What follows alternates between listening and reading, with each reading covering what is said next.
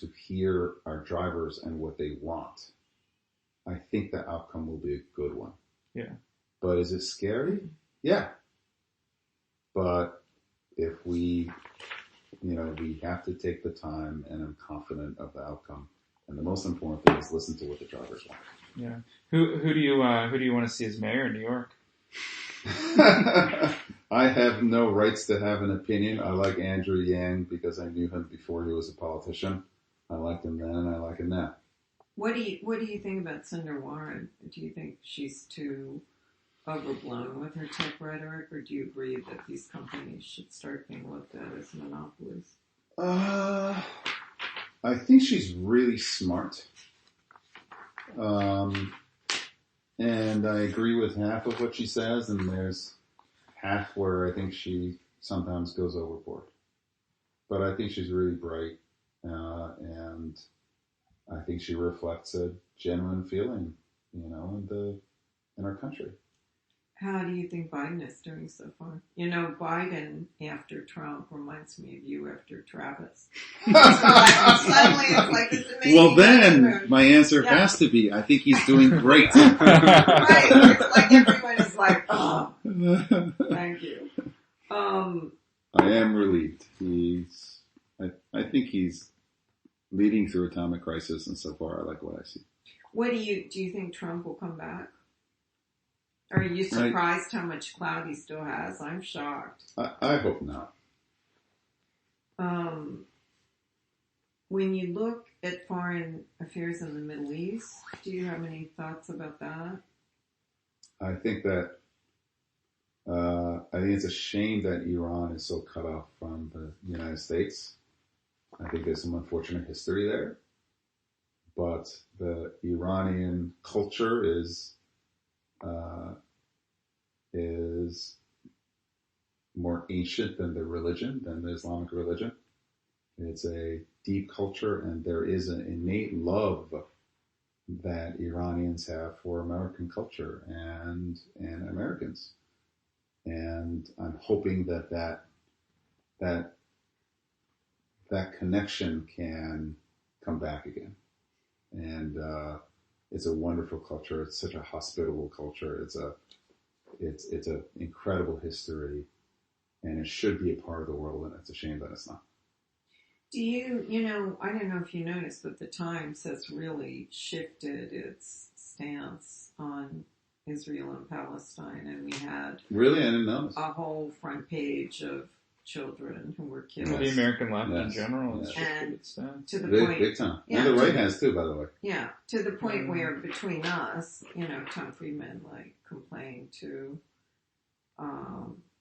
Dean Baquet about it, Mm-hmm. So not talking about the Times, but I just wondered, what you thought about this latest war, or do you think it's covered fairly, or I don't know. I don't know enough. I'm not on the ground. And I think that the Middle East is a really complicated place. And I don't think you can understand what's going on if you're at the surface. And I'm far enough away to be at the surface. So I think those are issues that humble me. So I'm an avid reader, but I don't pretend to have a solution. What's interesting, to get us in trouble. Because well, I'm trying. You're doing pretty well. I'm sure after this now, come on, man. Okay, here. Wait to know comments. Oh God. What? Well, it was just interesting because that last little bit of poison that Netanyahu spit out on the floor of the Knesset. I didn't hear that, by the way. Was about he just started ripping into Biden over Iran. He was Did he really? Congratulations, Iran's going to fucking kill us all because of you and all this sort of stuff. What was Tom's column about Iran? I forget. That's why it says TK. I forgot to. Oh yeah, we forgot to look it up. It had something. It had something to do with. We messed up on that one. Well, he was. Darn it. He was just. Oh wait, actually, I did read it. It wasn't. It didn't really I say looked at anything. it too. No, it wasn't that interesting. What did you learn from your whole, the Saudi episode about how one does business with them? I mean, it just seems hard. I learned to not make excuses. I mean, every industry has tried to figure that out because they've seeded so much money across every sector, you know? You know, they're a shareholder, just like any other shareholder at this point. Yes. Oh, I wondered what you thought. It's a little old, but that Michael Moritz line arguing that American businesses and their eagerness to offer work-life balance are at risk of losing out to Chinese tech firms where the pace of work is so furious. Is this a true story? I've told Uber employees that don't come here for work-life balance. Come here if you want to work hard and if you want to do great things.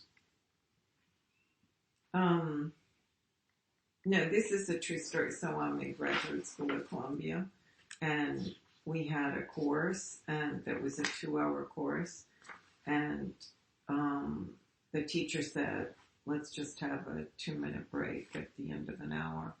And the Chinese student said no. Wow. That's awesome. Bathroom breaks. That is awesome. I wanted to hear more about the wedding in Las Vegas. Was there an Elvis impersonator?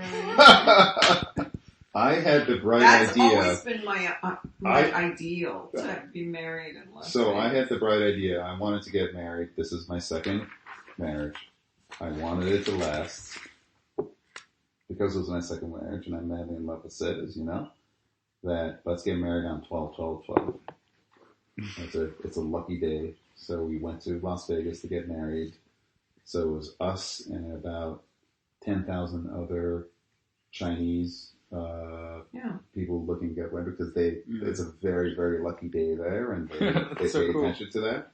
So we got married at like the Little White Chapel, and just the Sid, two of you? Just the two of us. Sid was wearing a Slayer t-shirt. It's so awesome. I forgot what I was wearing. You were wearing I don't know what I was wearing. I don't hard remember. metal. Heavy metal. Is that right? Heavy metal. No, she that was wearing a was Slayer t-shirt. I was wearing something else. the point of that confirm or deny was so that he would say no. That was Oh, it. okay. That We'll it. come back. There, to you know There's the a confirm or deny. We'll come back. Exactly. Double We got that. agent. Yeah. No, but there was no. It was just us. We had a party afterwards. We had a great party, but the wedding, the marriage was ours. Was it spontaneous or just? No, 12/12/12. I'm like, this was heavily planned, Maureen. I booked in advance on Expedia. I got us a lovely suite, and I had to have a reservation, otherwise I couldn't have made it. At which hotel? I think we were at the Wynn. Oh, at the Wynn. Beautiful, The Wynn's nice, beautiful suite at the Wynn. But the woman who married us, she started making a speech, and I'm like, man and wife, like this is a transaction. Like, push a button and get married. Like, this is what it's all about. But Yeah. she gave us a nice little speech. We got married. We chest bumped. It was good. So the name Uber, do you like it? I love the name Uber. It's a verb. My dad's advice about the job was, if a company who's a verb offers you a job, say yes.